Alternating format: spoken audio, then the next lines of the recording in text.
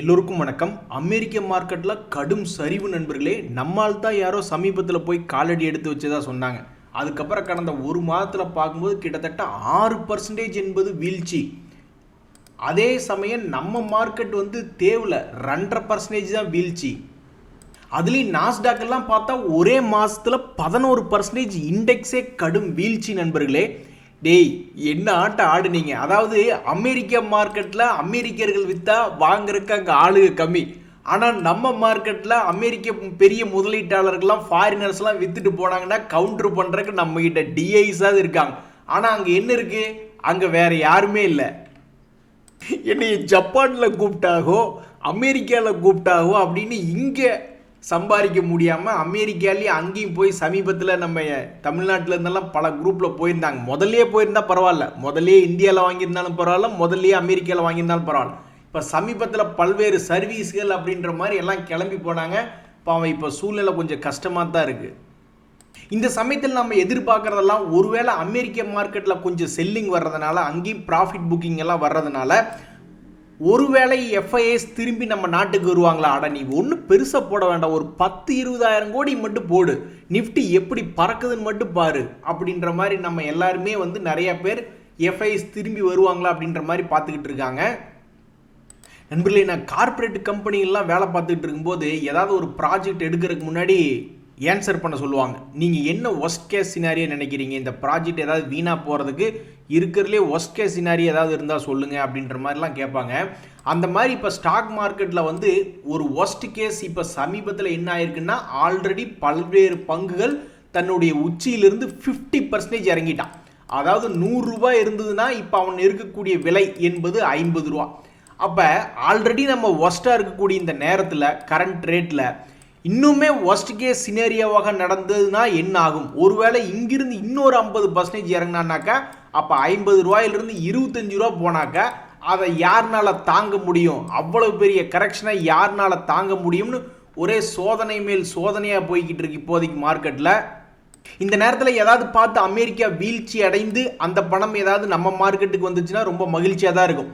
வணக்கண்டா மாப்பிள்ள மதுரையிலிருந்து அப்படின்ற மாதிரி நம்ம சிடிஎஸ்எல் அப்படின்றது தனித்து இயங்கிக்கிட்டு இருந்தது மார்க்கெட்டில். அதாவது நண்பர்களே, உங்களுக்கு நம்பிக்கை இருக்கா? இப்போ பிஎஸ்சி அப்படின்ற ஸ்டாக் ஸ்டாக் மார்க்கெட்டுக்குள்ள மிகப்பெரிய அளவில் பணம் சம்பாரிச்சு கொடுத்துட்டான்.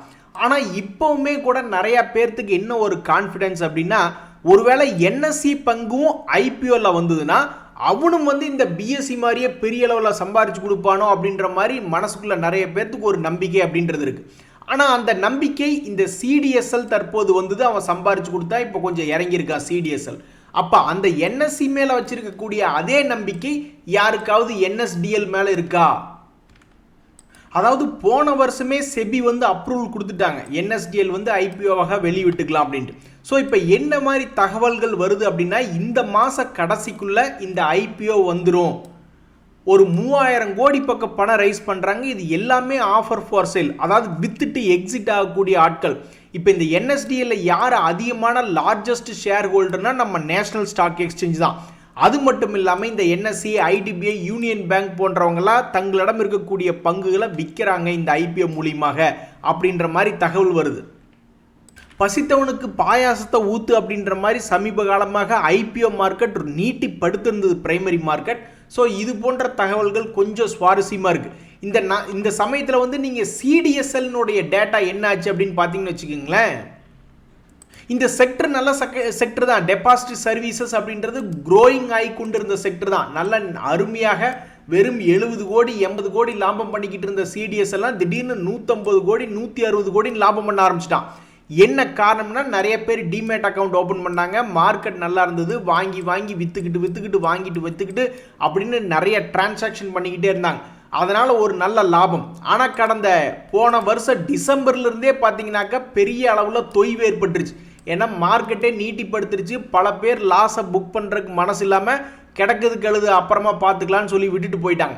இதனால் என்ன ஆகுதுன்னா, டிரான்சாக்ஷன் வால்யூம் கம்மியாகிக்கிட்டு இருக்கு.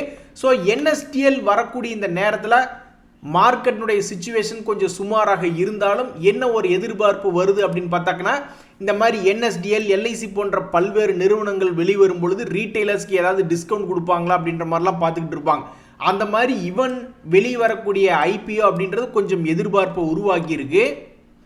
நண்பர்களே, ஸ்டாக் மார்க்கெட்டில் பல பேரும் நம்பி இருக்கிறது இந்த ஃபைனான்ஸ் ரிலேட்டடான பேங்க்குகள் மற்றும் அதர் ஃபைனான்சியல் ரிலேட்டடான கம்பெனிகள் தான். நம்ம நிஃப்டி 50 இண்டெக்ஸ்லேயும் ஃபைனான்சியல் ரிலேட்டடான ஸ்டாக்ஸுக்கு கொஞ்சம் அதிகமான வெயிட்டேஜ் அப்படின்றது இருக்குது. இந்த சமயத்தில் பல பேங்க்குகளே வந்து கீழே பாவம் அடி அடி அடி பாதாளத்தில் படுத்து கிடக்கு. இங்கே பாருங்கள், இந்த ஆக்சிஸ் பேங்க் அப்படின்ற ஒரு பங்கு, எத்தனையோ பேர் பேங்க்குகளை தான் மலை மாதிரி நம்பிக்கிட்டு இருந்தா இவன் சரிஞ்சிட்டான். மலை மாதிரி சரிஞ்சு 1300 கீழே வந்து 1000 ரூபாயில் ஆடிக்கிட்டு இருக்கான். இங்கே பாருங்க, தலைமையில கை வச்சுக்கிற மாதிரியான ஒரு நிகழ்வு. இண்டஸ்இண்ட் பேங்க் அப்படின்றது இன்னைக்கு ஒரே நாளில் 25% இறங்கியிருக்கு. இதுக்கு பல்வேறு காரணங்கள் இருக்கு. அதுக்கு முன்னாடி சில முக்கிய தகவல்களை பார்க்கணுன்னாக்கா, என்னைக்கு திடீர்னு ஏதாவது ஒரு அதிர்ச்சி வருதோ அன்னைக்கே நிறைய பேர் சுதாரிச்சுக்குவாங்க. அந்த வகையில் இந்த குவார்டர்லி ரிசல்ட் திடீர்னு ஒரு தடவை 1325 கோடியாக குறைச்சி காமிச்சான். கன்சிஸ்டண்டாக 2000 கோடி காமிச்சிக்கிட்டு இருந்தவன் திடீர்னு அவனுடைய லாபத்தை பெரிய அளவில் குறைச்சனுமே பல பேர் ஆளை விடுறா சாமி அப்படின்னு ஓடி போயிட்டே இருந்தாங்க. கடந்த 3 வருஷத்தில் பார்த்தீங்கன்னா மேலே ஆல்மோஸ்ட் 1600 ரூபா இருந்த பங்கு அப்படியே தலைகுப்புற உழுக ஆரம்பிச்சிருச்சு இந்த ரிசல்ட் எல்லாம் வந்ததுக்கப்புறம்.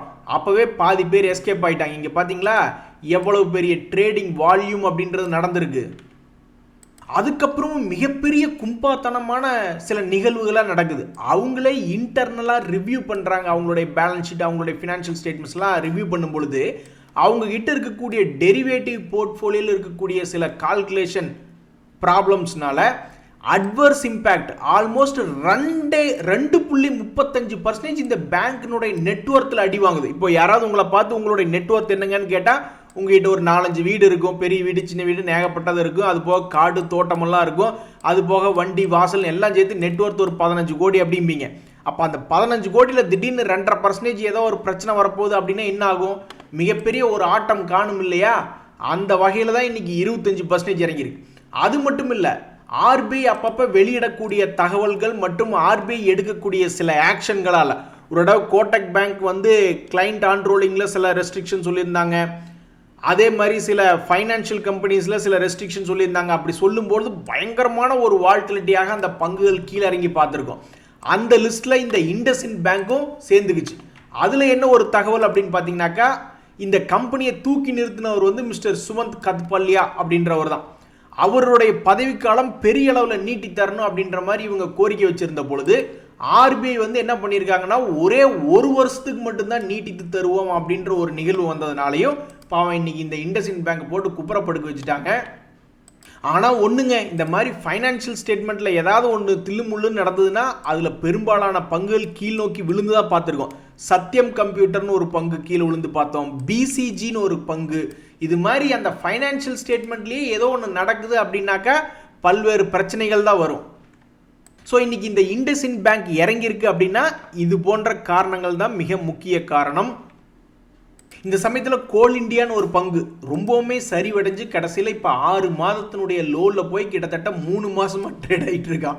அதாவது விழுந்துட்டான். 6 மாதத்தினுடைய லோவில் வந்து விழுந்து கிட்டத்தட்ட ஜனவரி, பிப்ரவரி, மார்ச்னு ஒரே இடத்துல சுற்றிக்கிட்டு இருக்கான்.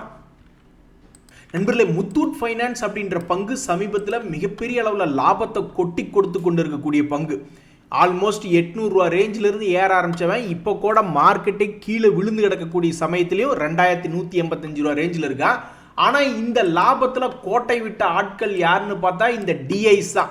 ஏன் அப்படின்னாக்கா, இந்த பங்கு தொடர்ந்து மேல் நோக்கி ஏறி கொண்டு வந்துட்டு இருந்த காலத்தில் எஃப்ஐஎஸ் தங்களுடைய ஹோல்டிங் பர்சன்டேஜை தொடர்ந்து இன்க்ரீஸ் பண்ணிக்கிட்டே இருக்காங்க. 8லிருந்து கிட்டத்தட்ட இப்போ 10.26 தங்களுடைய உச்ச வரம்பில் ஹோல்டு பண்ணிக்கிட்டு இருக்காங்க. ஆனால் டிஐஸை பொறுத்த வரைக்கும் அவங்க கொஞ்சம் கொஞ்சமாக லாபத்தை புக் பண்ணி 14லேருந்து 13 குறைச்சிருக்காங்க. ஸோ ப்ராபப்ளி இவங்க நினச்சது நடக்காமல் போயிடுச்சு. அதாவது ஒரு வேளைக்கு இது இறங்கிருமோ அப்படின்னு அல்லது லாபத்தை புக் பண்ணிடலாமோ நினச்சி டிஐஸ் குறைச்சிட்டு வந்திருக்காங்க. பட் 6000 ஷேர் 4000 ஷேர் பக்கம் பல்வேறு பங்குகள் கீழ் நோக்கி இறங்கியிருக்கு. ஆனால் டிஐஸ் போட்ட கால்குலேஷனில் இவன் ஒருத்தர் பெருசாக கீழே இறங்கி வராமல் மேலேயே இருக்கான். ஆக மொத்தத்தில் இந்த முத்தூட் ஃபைனான்ஸ் அப்படின்ற பங்குனுடைய வளர்ச்சியில் லேசாக கோட்டை விட்டது யார் அதிகமாக ஷேர் ஹோல்டிங் பேட்டர்னில் அப்படின்னு பார்த்தோம்னா பாவம் டிஐஸ் தான். இருந்தாலும் நிறைய முதலீட்டாளர்கள் என்ன நினைக்கிறாங்கன்னா, இவன் என்ன ஒரே இடத்துல சுற்றிக்கிட்டு இருக்கான், 2-3 மாதமாச்சு இருந்தாலும் ஒரே இடத்துலையே சுற்றிக்கிட்டு இருக்கானே அப்படின்ற மாதிரி நிறைய பேர் நினச்சிக்கிட்டு இருக்காங்க. அதானி குரூப் மேலே ஒரு சமயத்தில் பிரச்சனை வந்துச்சு. அதுக்கப்புறம் அவன் காளைகளையே மறந்து கரடிகளோடையே குடித்தனம் நடத்திக்கிட்டு இருக்கான். அந்த வகையில் இந்த அதானி எனர்ஜி சொல்யூஷன்ஸ் அப்படின்ற பங்கு இப்போ நம்ம 2025 இருக்கோம். ஆனால் அவன் போய் விழுந்த விலை எதுக்கு பக்கத்துலன்னா ஆல்மோஸ்ட் 2023 பக்கத்திலே போய் விழுந்துட்டான். நண்பர்கள், இன்னைக்கு அருமையான தகவல்கள்லாம் இருக்குது. இந்த பிஎல் அப்படின்ற கம்பெனிக்கெல்லாம் கிட்டத்தட்ட 843 கோடி ஆர்டர் கிடைச்சிருக்கிறதாகவும், அதே மாதிரி இந்த அசோகா பில்ட்கான் அப்படின்ற கம்பெனி அவனுக்கு கிட்டத்தட்ட 311 கோடி ஆர்டர் கிடைச்சிருக்கிறதாகவும் செய்திகள் வந்துகிட்டு இருக்கு. இதனால் என்னென்னா மார்க்கெட்டில் கொஞ்சம் மகிழ்ச்சி அப்படின்றது வந்திருக்கு. இந்த பங்குகள்லாம் பெருசாக ஏறி வரல, ஃப்ளாட் டு பாசிட்டிவ் 1% தான் இருக்கான். பட் இருந்தாலும் இதெல்லாம் ஒரு மாதிரி பாசிட்டிவ் மொமெண்டம்க்கு உண்டான செய்திகள். இதெல்லாம் பத்தாது, எவ்வளவு பெரிய செய்திகள் வரணும் தெரியுங்களா? இங்கே பார்த்தீங்களா 96,000 கோடி இன்வெஸ்ட்மெண்ட்ஸ் எல்லாம் பண்ண போகிறதா தகவல்கள் வருது. யார் அப்படின்னு பார்த்தீங்கன்னா நம்மளோட என்டிபிசி. அதில் பெருசாக நம்மளுக்கு இன்னைக்கு ஸ்டாக் மார்க்கெட்டில் இந்த ப்ரைஸ் ஏறல அப்படின்னாலும் டெய்லி இப்படி ஒரு 5 கம்பெனி 3 கம்பெனி 50,000 கோடி இன்வெஸ்ட்மெண்ட் பண்ண போகிறோம், 10,000 கோடி இன்வெஸ்ட்மெண்ட் பண்ண போகிறோம், ஒரு 1,00,000 கோடிக்கு மெமரண்டம் ஆஃப் அண்டர்ஸ்டாண்டிங் போட்டிருக்கோம் அப்படின்னு தொடர்ந்து தகவல்கள் வந்துக்கிட்டே இருந்ததுன்னா நம்மளுக்கு ரொம்பவுமே தெம்பாக இருக்கும். அந்த வகையில் இன்னைக்கு இருக்கிறதுலே ஒரு மிக முக்கியமான தகவல் என்னென்னா இந்த மாதிரி என்டிபிசியினுடைய 96,000 கோடி சம்பந்தப்பட்ட முதலீடு சம்பந்தப்பட்ட நிகழ்வு தான். மற்றபடி வேற எங்கேயுமே மகிழ்ச்சி என்பது இல்லைங்க நண்பர்களே. நீங்கள் கோல்டு பார்த்தாலும் சரி, பிட்காயின் பார்த்தாலும் சரி, கருப்பு தங்கம் க்ரூட் ஆயில் பார்த்தாலும் சரி, எல்லாமே சுமாராக தான் இருக்காங்க, பெரிய நிகழ்வு இல்லை. ஒரு மகிழ்ச்சியான தகவல் என்னென்னா நம்ம நாட்டை சேர்ந்த தமிழ்நாட்டை சேர்ந்த அந்த கரூர் வைசியா பேங்க் என்பது ஒரு 3 புதிய பிரான்ச்சுகளை ஓப்பன் பண்ணியிருக்கு அப்படின்றது ஒரு நல்ல தகவலாக இருக்குது. பட் என்ன தகவல் என்ன பண்ணுறது, அவன் இன்னும் 6 மாதத்தினுடைய லோனில் தான் ட்ரேட் ஆகிக்கிட்டு இருக்கான் அப்படின்ற மாதிரி தான் தகவல் இருக்குது. இதுக்கு முன்னாடி 6 மாதத்தினுடைய லோனில் 2-3 தடவை ஜம்ப் அடிச்சிருக்கான். இந்த தடவை இப்போ வரைக்கும் எதுவுமே ஜம்ப் அடிக்கல. இன்னைக்கு இந்த மார்க்கெட்டில் இறங்கிய பங்குகளும் நிறைய பேர் இருக்காங்க நண்பர்களே. ஆக மொத்தம் 2-3 நாட்களாக இருந்த மகிழ்ச்சி நேத்தே நம்மளை கொலையாக கொண்டு பாதியை முடிச்சு விட்டானு. இன்றைக்குமே நிறைய முக்கிய பங்குகள்லாம் இந்த இண்டஸ்இண்டு, ட்ரிவேணி டர்பைன், சஃபயர் நுவான்னு பல்வேறு பங்குகளை 5%, 8%, 10% எல்லாம் காலி பண்ணி வச்சுருக்காங்க. எல்லாம் ஓவராக ஆடாதீங்கயா, பார்த்தா எப்படி தெரியுது? நிறைய பேர் எப்படி தெரியுங்களா நண்பர்களே விளம்பரம் பண்ணுறாங்க. உங்களுக்கு வீடு வேண்டுமா? கோயம்புத்தூருக்கு மிக அருகில், சென்னைக்கு மிக அருகில், திருச்சிக்கு மிக அருகில், வெறும் 80 லட்சம் தான் வீடு அப்படி. 80 லட்ச ரூபாய் நீ 1 ரூபா 2 ரூபா 3 ரூபாய் 500 ரூபா கட்டாவது நீ எண்ணி பார்த்துருக்கியா? அதை அடுக்கி வச்சாவே முதல்ல எவ்வளவு தெரியுமா? ஆனால் நீ என்ன எழுதுற, வெறும் 80 லட்சம்னு போட்டுக்கிட்டு இருக்க. இப்படித்தான் ஸ்டாக் மார்க்கெட்ல எல்லாம் ஓவரா நாங்கள் ஆடிக்கிட்டு இருந்தோம் 2-3 வருஷமா. அதுக்கப்புறம் என்னாச்சு, ஒருத்தர் டாடா கெம்னு ஒரு பங்கு, அவனை போய் எடுத்து பார்த்தா 2022 என்ன லெவல் இருந்தானோ அந்த லெவலில் ட்ரேட் ஆகிக்கிட்டு இருக்கான். பாரத் ஃபோர்ஜ்னு ஒருத்தன், அவனை போய் எடுத்து பார்த்தா அவன் 2023 லெவலில் ட்ரேட் ஆகிட்டு இருக்கான். ஆரோ ஃபார்மான்னு ஒருத்தன், ஃபார்மா கம்பெனி, டிஃப்ரெண்ட் செக்டர் தான், இருந்தாலும் அவனும் போன வருஷத்தினுடைய லோவில் ஆடிட்டு இருக்கான். அதனால எல்லாம் ஓவரா ஆடாதீங்க. உங்களுக்கு எங்களை பார்த்தா எப்படித்தான் தோணுது, 80 லட்ச ரூபா உங்களுக்கு வெறும் 80 லட்ச ரூபாயா? எப்படி அது வெறும் 80 லட்ச ரூபா? அதனால சோத்துலேயே அடி வாங்கியாச்சு, சேத்துலேயே அடி வாங்கியாச்சு அப்படின்ற மாதிரி ஏற்கனவே ஸ்டாக் மார்க்கெட்டில் அடி வாங்கி வந்துக்கிட்டு இருக்கோம். ஸோ ரியல் எஸ்டேட்லேயும் எனத்தையாவது ஒன்று பண்ணி அதுலேயும் அடி வாங்க வச்சிடாதீங்க அப்படின்ற மாதிரி தான் இப்போதைக்கு மனநிலைமை போய்கிட்டு இருக்கு.